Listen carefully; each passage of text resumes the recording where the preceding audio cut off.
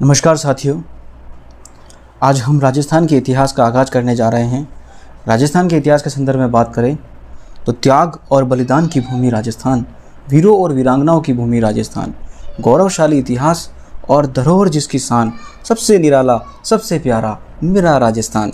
शौर्य, वीरता, बलिदानों की अमर गाथाएं अपने हृदय में समेटे हुए आज हम राजस्थान के इतिहास को शुरू करने जा रहे हैं। राजस्थान दिवस के उपलक्ष्य में राजस्थान का जो इतिहास है ये सभी शिक्षक भर्ती और अन्य प्रतियोगी परीक्षाओं के संदर्भ में एक सामान्य स्तर का इतिहास शुरू किया जा रहा है, जिसमें प्राचीन सभ्यताएं, जिसमें कालीबंगा, आहड़ और गणेश्वर और बैराट, इन 4 सभ्यताओं को हम बहुत गहराई से जानेंगे।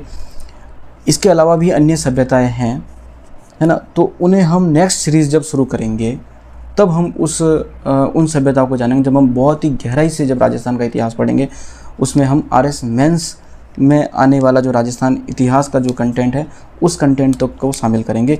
फिलहाल अभी हम राजस्थान का इतिहास में हम सामान्य स्तर का इतिहास शुरू कर रहे हैं जो विभिन्न प्रतियोगी परीक्षाओं में पूछा जाता है। तो शुरू करते हैं, बात करते हैं प्राचीन सभ्यता के संदर्भ में। राजस्थान की प्राचीन सभ्यता, जिसमें हम बात करेंगे कालीबंगा। किसकी? कालीबंगा की। तो हम जानेंगे कालीबंगा सभ्यता के बारे में, इसकी खोज किसने की, इसका उत्खनन किसने किया और यहाँ से क्या क्या अवशेष प्राप्त हुए हैं। हनुमानगढ़ जिले में स्थित घग्गर, जो प्राचीन सरस्वती नदी हुआ करती थी, इसके बाएं तट पर कालीबंगा स्थित है। कालीबंगा जो है वो प्राचीन सभ्यता, जो हमारी हड़प्पा सभ्यता है, सिंधु घाटी सभ्यता है, उस सिंधु घाटी सभ्यता का जो स्तर है, प्राक हड़प्पा, विकसित हड़प्पा, उत्तर हड़प्पा, तीनों ही काल के अवशेष हमें कालीबंगा में देखने को मिलता है। इन सभी तथ्यों के बारे में हम कालीबंगा जब हम पढ़ेंगे तब हम जानेंगे। और वैसे अगला टॉपिक हमारा, सबसे पहले शुरुआती टॉपिक जो है वो कालीबंगा ही है, ठीक है। अगला जो हम बात करेंगे आहड़ सभ्यता। आहड़ सभ्यता जो है ये वर्तमान उदयपुर जिले में स्थित है और आयर नदी के तट पर स्थित है। ये ताम्रयुगीन सभ्यता है, जबकि कालीबंगा जो सभ्यता थी वो कांस्ययुगीन सभ्यता थी। इनसे पहले जो सभ्यता थी, इनसे पहले जो धातु का प्रयोग होता था वो तांबे का होता था। तांबे से पहले पत्थर का होता था, पाषाण सभ्यता, पाषाण काल था। फिर उसके बाद में सबसे पहले मानव ने जिस धातु का प्रयोग किया वो तांबा थी, तो ताम्रयुगीन सभ्यता। और तांबे में टीन मिलाकर के कांसा बनाया तो कांस्ययुगीन सभ्यता। तो कालीबंगा सभ्यता जो है वो कांस्ययुगीन सभ्यता है, जबकि आहड़ सभ्यता ताम्रयुगीन सभ्यता है। और साथ ही गणेश्वर सभ्यता की बात करें तो ये ताम्रयुगीन सभ्यता की जननी रहे, ठीक है, ताम्रयुगीन सभ्यता की जननी है। तो हम जानेंगे गणेश्वर सभ्यता की खोज किसने की, उत्खनन किसने किया और यहाँ कैसे क्या क्या अवशेष प्राप्त हुए हैं, ठीक है। और उसके बाद बात करते हैं हम बैराट सभ्यता। जयपुर में कोटपुतली बहरोड में बाणगंगा नदी के तट पर स्थित है। महाभारत काल में विराट नगर के नाम से जाने जाने वाली ये सभ्यता बैराट सभ्यता, जहाँ से हम बौद्ध युगीन अवशेष प्राप्त करेंगे, हम बौद्ध, है ना, और अशोक का भाब्रू अभिलेख, सभी तथ्य, इसका खोज, इसकी उत्खनन और इसका अवशेष, है ना। और ये जो सभ्यता है प्रमुख से लोहे युगीन सभ्यता है। लोहे के प्रचुर मात्रा में यहाँ पर कुछ अवशेष हमें देखने को मिलते हैं बैराट सभ्यता से। वैसे बैराट सभ्यता इससे भी प्राचीन रही है ना। लोहे युगीन सभ्यता से पहले भी ये सभ्यता रही है, ठीक है, तो उसके संदर्भ में भी हम बात करेंगे। अब हम बात करें कि प्राचीन सभ्यताओं में हम बात करेंगे कालीबंगा, आहड़, गणेश्वर और बैराट। ये 4 टॉपिक होने के बाद हम अन्य जो सभ्यताएं हैं, जैसे गिलोन सभ्यता, नगरी सभ्यता, है ना, तो उन जो अन्य जो सभ्यता है उन सभी सभ्यताओं की बात हम तब करेंगे जब हम नेक्स्ट बार वापस राजस्थान इतिहास पूरा होने के बाद शुरू से शुरू करेंगे, तब हम इसे गहराई से हम जानेंगे। तब तक के लिए हम सामान्य स्तर पर बात कर रहे हैं, क्योंकि अभी बहुत ही जल्द प्रतियोगी परीक्षाओं की शुरुआत होने वाली है। सरकार नई बनने वाली है, आचार संहिता हटने वाली है, विभिन्न प्रकार की वैकेंसियाँ आने वाली है, तो हमें अभी सामान्य स्तर का राजस्थान का इतिहास हमें आना चाहिए। तो अगला जो हम बात करेंगे राजस्थान के इतिहास में राजवंश के संदर्भ में, ठीक है। राजवंश, इस राजस्थान में राजपूताने में विभिन्न क्षेत्रों पर अलग अलग राजवंशों ने राज किया है। तो यहाँ पर हम सबसे पहले जिस राजवंश की बात करेंगे वो गुर्जर प्रतिहार राजवंश की बात करेंगे, ठीक है। फिर हम बात करेंगे यहाँ पर अजमेर के चौहान की बात करेंगे। चौहान डायनेस्टी, चौहान राजवंश अन्य और भी स्थलों पर राज कर रहा था, लेकिन हम यहाँ पर पूरी तरह से अजमेर को जानेंगे, क्योंकि अजमेर के चौहान से हमारे अभी जो सामान्य स्तर का जो राजस्थान का इतिहास पूछा जा रहा है, स्कूल व्याख्याता में ग्रेड फर्स्ट में और ग्रेड सेकंड में जो सिलेबस है वो बिल्कुल ऐसा ही सिलेबस दे रखा है। गुर्जर प्रतिहार, अजमेर के चौहान, है ना, इसी प्रकार का सिलेबस दे रखा है। तो उसी सिलेबस को ध्यान में रखते हुए हम ये टॉपिक हम शुरू करने वाले हैं। इसके अलावा अन्य प्रतियोगी परीक्षाओं की तैयारी करने वाले भी ये वीडियो देख सकते हैं, क्योंकि उनके सिलेबस में भी ये सारे टॉपिक इंक्लूड है। अब हम बात करते हैं दिल्ली सल्तनत के साथ संबंध। दिल्ली सल्तनत के साथ संबंध किनका संबंध? राजस्थान की अलग अलग रियासतों का संबंध, जैसे मेवाड़ का, रणथंभौर का, जालोर का। अब यहाँ पर बात करें दिल्ली सल्तनत के साथ संबंध, तो दिल्ली सल्तनत के किस काल का संबंध, किस राजा से संबंध? तो हम बात करें कि 1296 ईस्वी से लेकर के 1316 ईस्वी तक यहाँ पर जो सुल्तान राज कर रहा था उसका नाम है अलाउद्दीन खिलजी।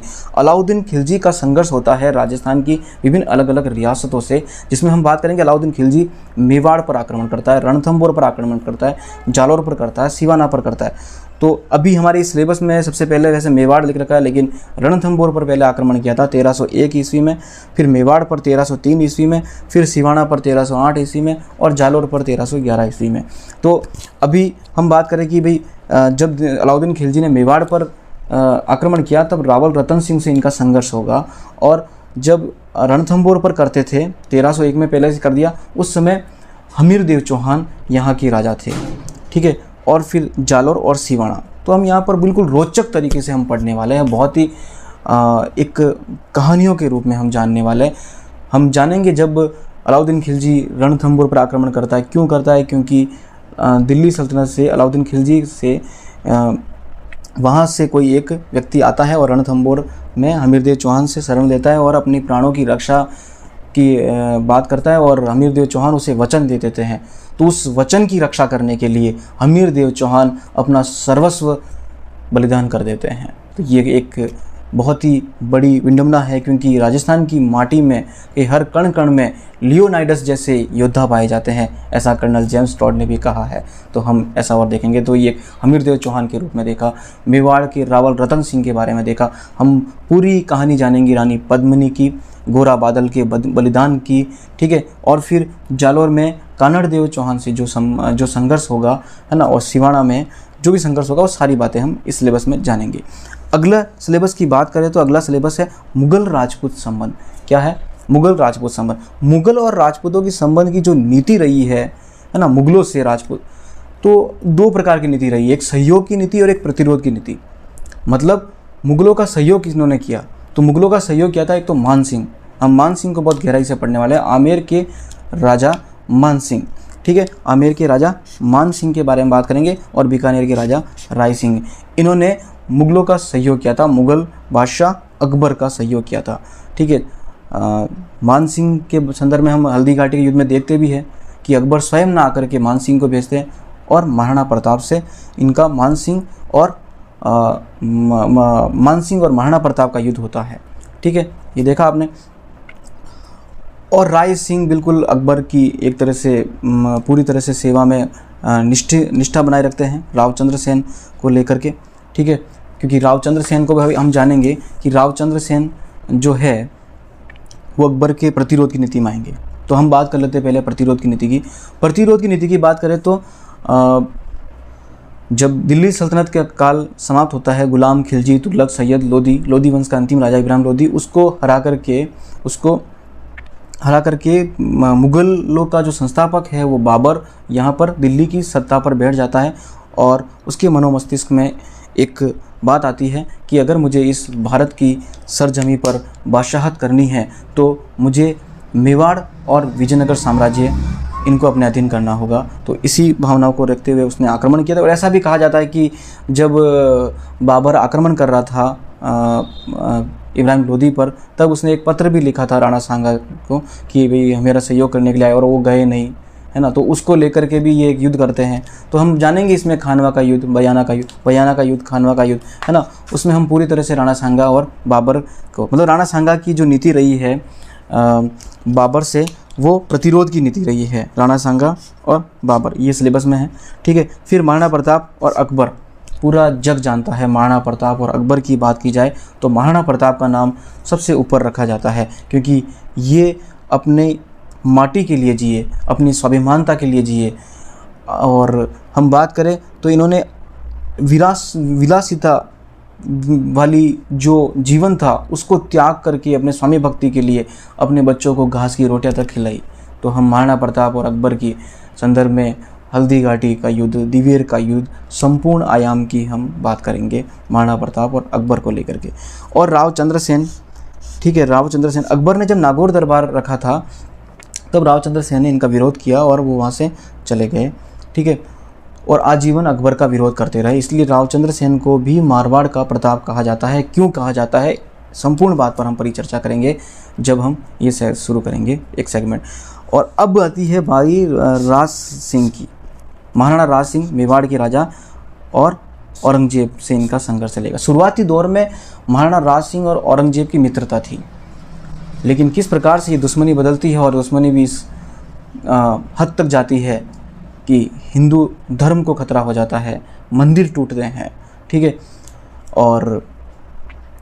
और भी काफ़ी बातें हम जानेंगे जब हम राजकुमारी चारुमती, है ना, किशनगढ़ राजकुमारी चारुमती को लेकर के महाराणा राज सिंह और चारुमती का जो प्रेम प्रसंग है उन संदर्भ में हम बात करेंगे, ठीक है। तो राज सिंह और औरंगजेब को पूरा हम पढ़ेंगे। अब हम बात करते हैं आधुनिक राजस्थान की। आधुनिक राजस्थान में 1857 की क्रांति की बात करेंगे। राजस्थान में 1857 क्रांति की क्या भूमिका रही, क्या सभी 6 छावनियों ने भाग लिया सक्रिय रूप से या नहीं लिया, सारी बातें हम जानेंगे। कौन कौन सी 6 छावनियाँ हैं, है ना, अंग्रेज़ों का किस प्रकार से यहाँ पर शासन था और क्यों ये 1857 क्रांति राजस्थान में भी मतलब एक आग की तरह चिंगारी लगी। नसीराबाद छावनी इतनी ज़्यादा आग बबूला क्यों हुई, कोटा में ऐसा क्या हुआ, है ना, आहुआ के ठाकुर खुशहाल सिंह ने ऐसा क्या किया, सारी बातें हम जानेंगे। किसान आंदोलन की बात करेंगे, बिजोलिया किसान आंदोलन जो कि विश्व का सबसे बड़ा किसान आंदोलन माना जाता है, उस किसान आंदोलन की भी बात करेंगे। बेगू किसान आंदोलन, ठीक है, जनजाति आंदोलन, सभी प्रकार की जनजातियों ने जो आंदोलन किए उन जानेंगे। प्रजामंडल और एकीकरण, राजस्थान का एकीकरण के संदर्भ में बात करेंगे। और ये यहाँ पर सामान्य स्तर का राजस्थान इतिहास हम संपूर्ण रूप से पढ़ लेंगे। और संपूर्ण रूप से राजस्थान का इतिहास पढ़ने के बाद हम सभी टॉपिक पर विगत परीक्षाओं में पूछे गए प्रश्नों के आधार पर और भी अन्य प्रश्नों का निर्माण करेंगे। और किस किस प्रकार से प्रश्न पूछे जा सकते हैं, आरपीएससी किस प्रकार से प्रश्न पूछती है, राजस्व सेवा मंडल किस प्रकार से, सभी प्रकार से जितने भी प्रश्न बनते हैं उन सभी एक एक प्रकार से अलग अलग टॉपिक के हम प्रश्न लेकर आएंगे, प्रश्नों की श्रृंखला लेकर आएंगे। सर्वप्रथम हम ये सिलेबस पूरा करेंगे सबसे पहले। तो अब हमारा जो अगला टॉपिक होगा शुरुआती दौर में सबसे पहला टॉपिक वो होगा कालीबंगा। तो अब हम मिलते हैं अगले टॉपिक में कालीबंगा सभ्यता को लेकर। तो तब तक के लिए धन्यवाद। Thank you so much.